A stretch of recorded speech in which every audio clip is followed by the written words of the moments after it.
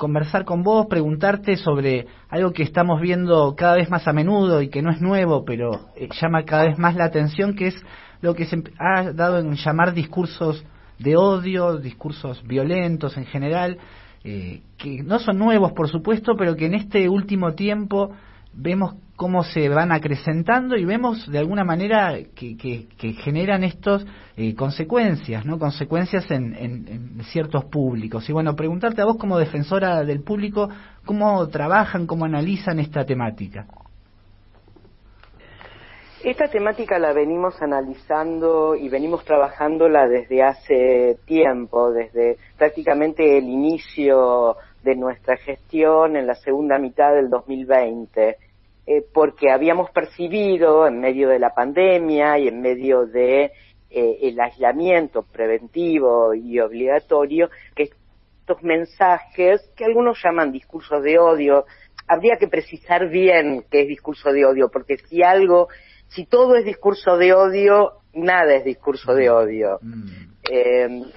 En el sentido de que Naciones Unidas establece muy bien que es incitación a la violencia. Incitación a la violencia es un delito, es decir, está en el Código Penal. Por eso hubo tanta discusión, tanto debate, incluso dentro de organismos vinculados a los derechos humanos, acerca de la necesidad o no de legislar, porque ya hay una legislación. Que no se aplique es otra cuestión, pero ya hay una legislación en cuanto a qué es incitar a la violencia.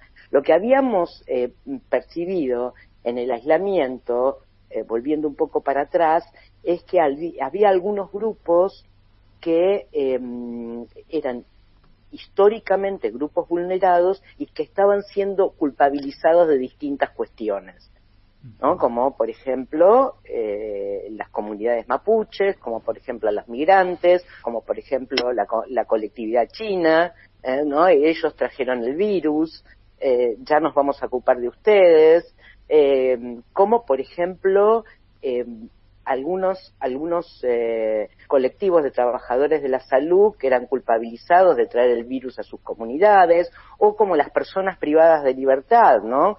Que ¿para qué quieren atención médica? Que se mueran en la cárcel.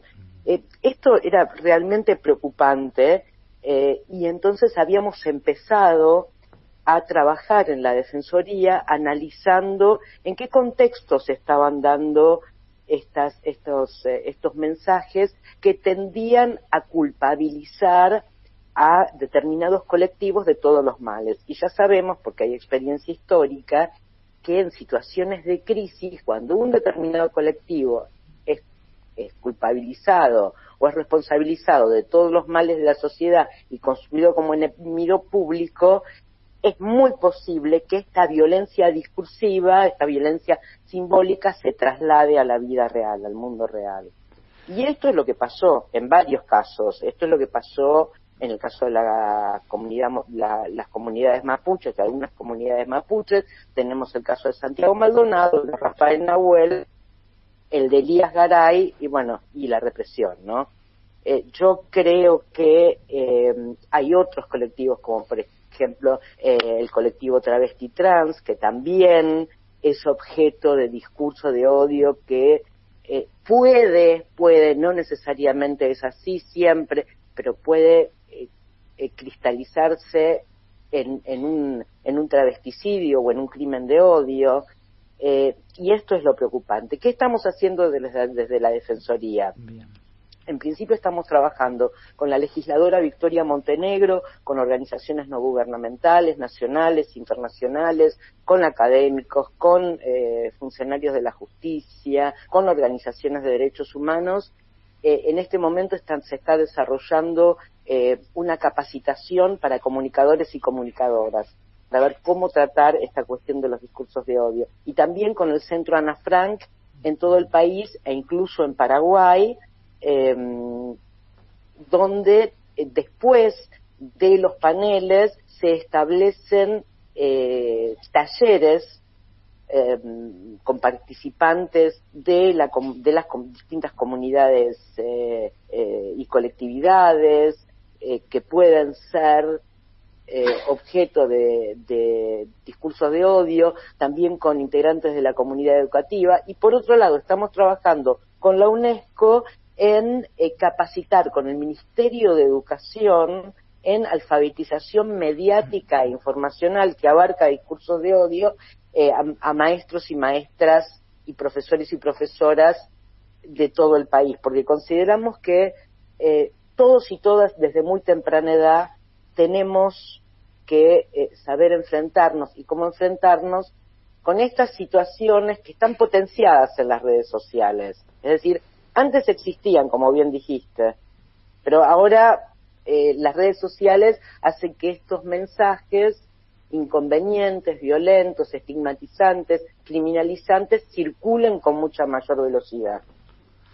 Claro, y junto con esta mayor velocidad, Miriam, uno lo que también ve es que todo el tiempo ponen en duda la verdad, ¿no? Hablando de posverdades, entonces, por ejemplo, yendo al colectivo mapuche que vos mencionabas, hay medios de comunicación, lo podemos mencionar, por ejemplo, Infobae, que hablan de los mapuches como de falsos mapuches, como si su identidad no fuera tal. Y todo el tiempo empiezan a generar, esto que ahora se llaman fake news, pero que también existieron siempre, pero ahora está como organizado, ¿no? Da la sensación de que surge un tema y se ponen a trabajar ellos, donde ellos no sé quiénes claro, son, ¿no?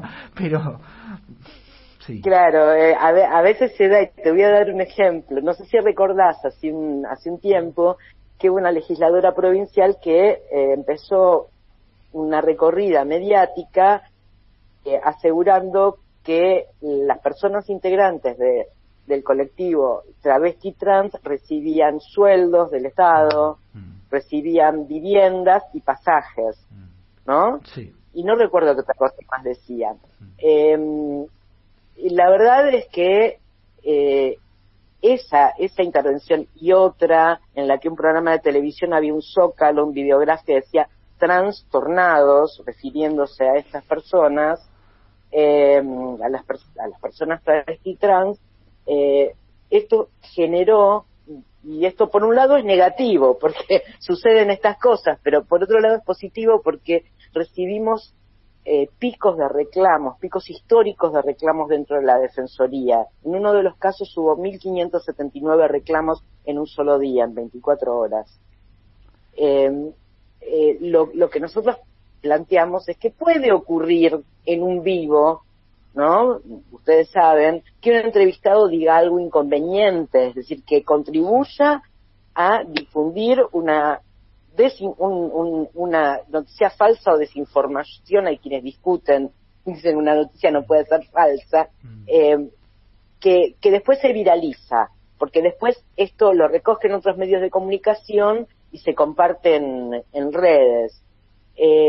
Los comunicadores y comunicadoras, yendo a esta cuestión de la responsabilidad que tenemos que tener los elementos, debemos tener los elementos para poner en contexto esto. Es decir, uno puede escuchar que un integrante de este grupo llamado Los Copitos Sí, diga qué lástima que falló, ¿no? Pero en ese caso hubo una comunicadora que le puso un límite.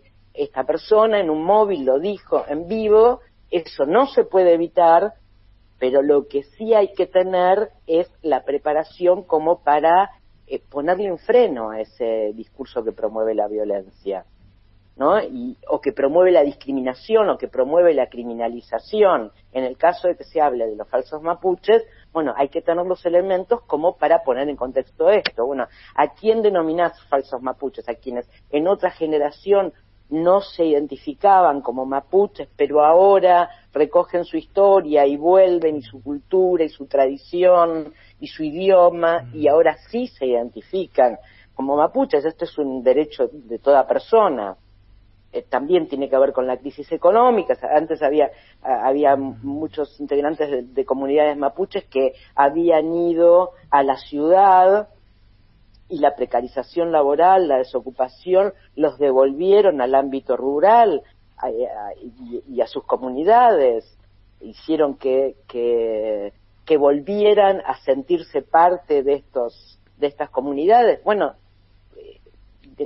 todos estos elementos hay que manejarlos. Lo mismo que muchas de estas comunidades están reclamando un derecho constitucional. Está en la Constitución del 94. Hay un montón de elementos y de legislación. Justamente nosotros estamos finalizando en la Defensoría la redacción de las recomendaciones que vamos a hacer públicas próximamente para la cobertura responsable de las cuestiones relacionadas con pueblos originarios. Entonces, bueno, ¿cómo se nombra a los pueblos originarios? ¿Cuáles son las normas jurídicas que asisten sus reclamos de derechos? ¿Está bien hablar de usurpación? ¿Cómo se nombran estas situaciones en las que ocupan tierras que consideran que se las reclaman? ¿Hay que seguir o no los procesos judiciales, internarse en los expedientes y no hablar sin conocimiento? Hay un montón de cuestiones a tener en cuenta que contribuyen a que los discursos de odio no florezcan, no proliferen, no se difundan. Bien. Miriam, y bueno, te hacemos una última pregunta y recién nombrabas las recomendaciones respecto a los pueblos originarios, pero bueno, por lo que estuve viendo y por lo que entiendo, también han hecho y han trabajado con otros colectivos como los migrantes, ¿no es cierto? Sí, con migrantes, con personas afro, tenemos recomendaciones sobre todas, prácticamente las temáticas. Próximamente vamos a difundir, y venimos trabajando en varias mesas con especialistas y con comunicadores y comunicadoras y gente vinculada al mundo del deporte, las recomendaciones para la cobertura desde una perspectiva de derechos del Mundial de Fútbol, que también es un ámbito donde a veces se promueven los estereotipos o se echa manos de figuras estigmatizantes como el referí ciego o el no sé, o se echa mano de figuras vinculadas con la discapacidad que pueden vulnerar derechos de las personas de discapacidad en el medio de un contexto de un enfrentamiento de un partido de fútbol y también hay observaciones machistas. Recordemos esas instrucciones de la AFA sobre cómo levantar chicas en Rusia, por ejemplo. Y también tenemos recomendaciones para la cobertura de una perspectiva de derechos de cuestiones de salud mental, de suicidios, obviamente violencia de género, niñez y adolescencia, consumos problemáticos, bueno, muchísimas, que hay algunas que están siendo actualizadas, porque por ejemplo la de violencia de género, que fue redactada en el año 2013, 2014, imagínense ustedes que hubo modificaciones incluso desde la normativa, ni que hablar cultural en ese ámbito, ¿no? Claro. Claro. Por la influencia de los feminismos. Entonces, estamos revisándolas y actualizándolas. Ya existían, pero estamos revisándolas y actualizándolas. Bien, y por lo que veo, Miriam, en la página que cualquiera la puede buscar, es defensadelpublico.gov.ar. Hay también allí un teléfono al cual se puede llamar para hacer reclamos, que es el 0800 999 999 3333, que atienden entre las 10 y las 5 de la tarde. ¿Esto es así? Sí, esto es así, y también en la página web hay una etiqueta que dice reclamos, donde uno cliquea, se despliega un formulario que se llena muy sencillamente, y cualquier persona que se sienta ofendida, discriminada, invisibilizada en un medio de comunicación, o que considere que una cobertura mediática, no solamente informativa, sino también puede ser una publicidad, un programa de entretenimiento o una ficción, pueda transmitir su impresión y hacer el reclamo en la página de la Defensoría. Los reclamos tramitan con mucha celeridad y nosotros no tenemos potestad sancionatoria. Lo que hacemos es ofrecer capacitaciones, ofrecer estas recomendaciones, armar mesas de diálogo para que las coberturas,